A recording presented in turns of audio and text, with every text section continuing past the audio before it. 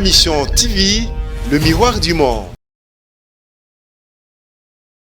Excellence, vous êtes en train de sortir du pays par une voie inhabituelle. Pourquoi Mokambo et non pas l'aéroport de la Loano? Je ne savais pas que le Congo appartient à seulement quelques individus. J'ai demandé l'autorisation de survol. Ça fait déjà plus ou moins maintenant une semaine. Et le patron de service de renseignement a décidé de ne pas donner l'autorisation. Je ne sais pas si peut-être ils ont acheté ces pays et combien on doit rembourser pour que les gens soient autorisés. C'est vraiment très triste, les histoires que nous avions combattues, ça recommençait encore. Et heureusement, il y a des pays qui sont encore civilisés. J'ai demandé l'autorisation en Zambie, on venait de me donner l'autorisation. Donc mon avion m'attend en Zambie, c'est vraiment triste. Où êtes-vous en train de vous rendre? Je suis en train de partir au Qatar pour la Coupe du Monde parce que nous avons une réunion aussi. Je suis membre de la CAF et je suis aussi membre de la FIFA. Et j'ai demandé l'autorisation. Mais comme il y a des gens qui s'approprient ces pays, on croit que tout est permis. Trop c'est trop et il y a un temps pour tout.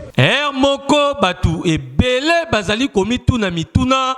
Makila ya ba martyr ya changement ya Congo et ko ganga mukolo nini. Pour continuité, ya makambu opposition et bundelaka plus de 37 ans et zali kaka kosalema kutu et commandé lisusu ya makasi penza. Biso nyonso toyebi bien ndenge relation ya Moïse Katumbi na pouvoir en place ya Félix Antoine Tshisekedi et komaka très kitoko oyo kutu bakomaki on dirait bana babotama libumu moko surtout tangu kaka Moïse Katumbi azalaka d'accord ya ko intégrer na union sacrée pour la nation ya Fatou Beton wana penza akomaka nde mutu malamu kasi depuis kaka alobaki que à cause de la candidat il y a ba élection présidentielle il y a 2023 ba donné échange malamo relation et katano nire papier ba katina kaye.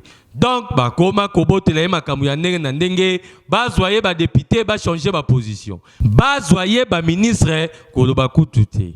Ba proposition ya loi moko ya de père et de mère, esalemaka kaka pona koluka ko conseiller, mais esimbate. Bino moko boyebi bien makambu ezali kolekana na Katanga kuna na ville ya Lubumbashi entre ba société Octaviana Australia oyo ezalaka géré et pas ya Moïse Katumbi Chapwe kutu juge ya tribunal de commerce ya Lubumbashi oyo azali na dossier a démissionnaki mukolo ya lundi 12 décembre oyo pour na pression ya pouvoir en place par Peter Kazadi oyo azali ko exiger na ye a condamné bongo Moïse Katumbi na dossier oyo kaka mukolo ya lundi Moïse Katumbi alingaki akende na Qatar pour na kende ko vivre ba demi-finale ya Coupe du Monde à live tant que membre ya CAF paye à FIFA passe des clubs na yé tout puissant mazembe et ezali compté parmi ba grands clubs ya Afrique yango nde pesa ba possibilité à comme membre na instance minene ya football ya monde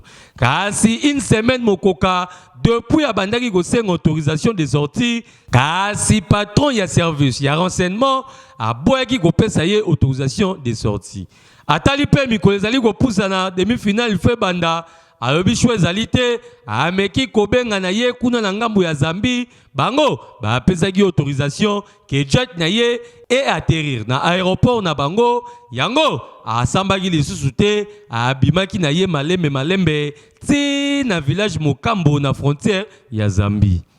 Excellence, vous êtes en train de sortir du pays par une voie inhabituelle. Pourquoi Mokambo et non pas l'aéroport de la Loano? Je ne savais pas que le Congo appartient à seulement quelques individus. J'ai demandé l'autorisation de survol. Ça fait déjà plus ou moins maintenant une semaine.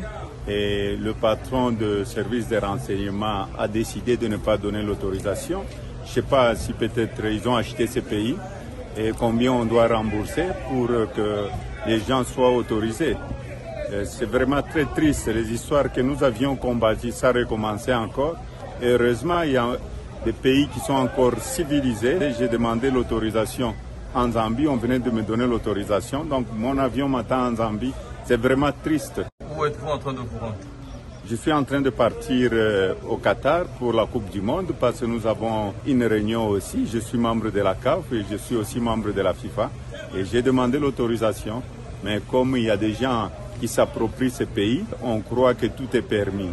Trop c'est trop et il y a un temps pour tout. En tout cas, bizaleli topé makambo azali ko continuer ko vivre na République démocratique du Congo et tindaki na ye a signalé na batu nyonso oyo bakomisa République démocratique du Congo propriété privée na bango baye bisaye soki basombaka yango na combien pour que aluka mbongo a rembourser bango République démocratique du Congo et comme un pays moko il y a démocratie ya makasi parmi ba pays africains mais ayaki lisusu ko bakisa po na batu nyonso ya jalelo oyo bazali toujours ko continuer bizaleli ya mabe oyo to combattre uta batango ebele bayebaka que il y a un temps pour tout nyonso bazali ko sala e ko sila nango kaka po ba oyo pe ba mibengaka ba roi du Zaïre topé bango nde seko na seko baleka e koma tour ya Fachi Beton donc Fachi Beton pe aroleka mususu akuya boyebela po makambo boye penza ezali kitoko te 37 ans et komi kokamusa ezalaka na yango nde kaka po na continuité to po na changement. Excellence, vous êtes en train de sortir du pays par une voie inhabituelle. Pourquoi Mokambo et non pas l'aéroport de la Loano? Je ne savais pas que le Congo appartient à seulement quelques individus. J'ai demandé l'autorisation de survol. Ça fait déjà plus ou moins maintenant une semaine. Et le patron de service de renseignement a décidé de ne pas donner l'autorisation. Je ne sais pas si peut-être ils ont acheté ce pays et combien on doit rembourser pour que les gens soient autorisés. C'est vraiment très triste, les histoires que nous avions combattues, ça recommençait encore. Et heureusement, il y a des pays qui sont encore civilisés. J'ai demandé l'autorisation en Zambie, on venait de me donner l'autorisation. Donc mon avion m'attend en Zambie. C'est vraiment triste. Où êtes-vous en train de vous rendre? Je suis en train de partir au Qatar pour la Coupe du Monde parce que nous avons une réunion aussi. Je suis membre de la CAF et je suis aussi membre de la FIFA. Et j'ai demandé l'autorisation. Mais comme il y a des gens qui s'approprient ce pays, on croit que tout est permis. Trop c'est trop et il y a un temps pour tout. Moko batu ebele bazali komi tuna mituna makila ya ba martyr ya changement ya Congo et ko ganga mukolo nini pour continuité ya makambu opposition et bundelaka plus de 37 ans ezali kaka kosalema kutu et commandé lisusu ya makasi penza biso nyonso toyebi bien ndenge relation ya Moïse Katumbi na pouvoir en place ya Félix Antoine Tshisekedi et komaka très kitoko oyo kutu bakomaki on dirait bana babotama libumu moko surtout tangu kaka Moïse Katumbi azalaka d'accord ya ko intégrer na union sacrée pour la nation ya Fachi Beton wana penza akomaka nde mutu malamu kasi depuis kaka alobaki que à cause de la candidat il y a ba élection présidentielle il y a 2023 ba donné échange malamo relation et katano nire papier ba katina kaye donc ba koma kobotela makambu ya ndenge na ndenge bazwaye ba député ba changer ba position bazwaye ba ministre koloba kutute ba proposition ya loi moko ya de père et de mère et salemaka kaka pona koluka ko conseiller mais esimbate bino moko boyebi bien makambu ezali kolekana na Katanga kuna na ville ya Lubumbashi entre ba société Octaviana Australia oyo ezalaka géré epai ya Moïse Katumbi Chapwe kutu juge ya tribunal de commerce ya Lubumbashi oyo azali na dossier a démissionnaki mukolo lundi 12 décembre oyo pour la pression ya pouvoir en place par Peter Kazadi oyo azali ko exiger na ye a condamné bongo Moïse Katumbi na dossier oyo kaka mukolo lundi Moïse Katumbi alingaki akende na Qatar pour na kende ko vivre ba demi-finale ya Coupe du Monde à live tant que membre ya CAF pe ya FIFA passe des clubs na ye tout puissant mazembe ezali compté parmi ba grand club ya Afrique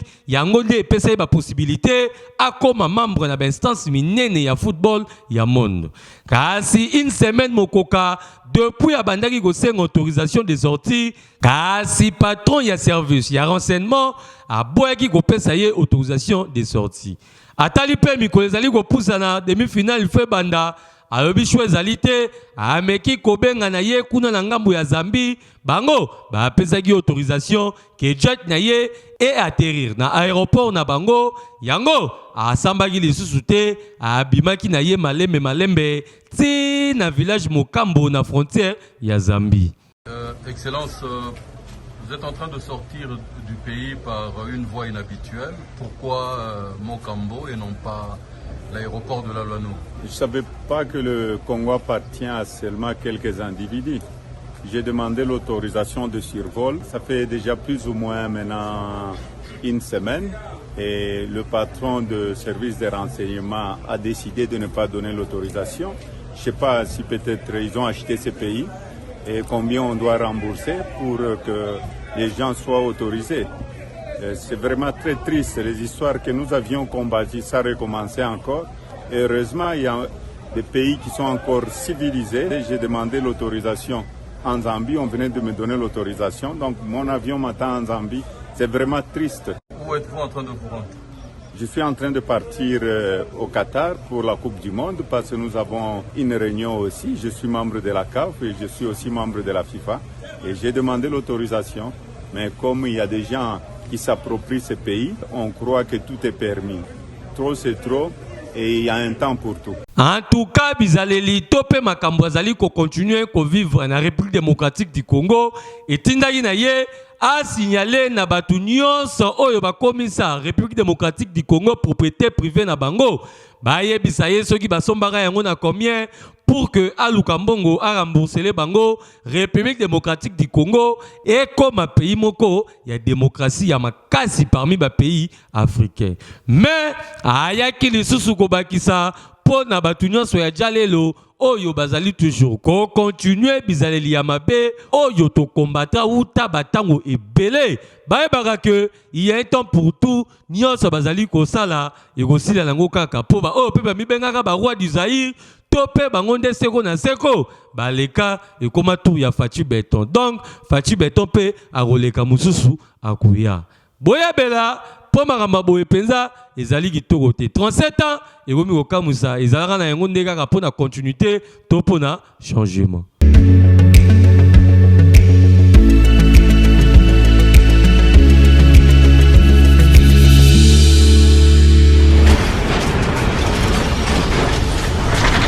Ma Mission TV, le miroir du monde.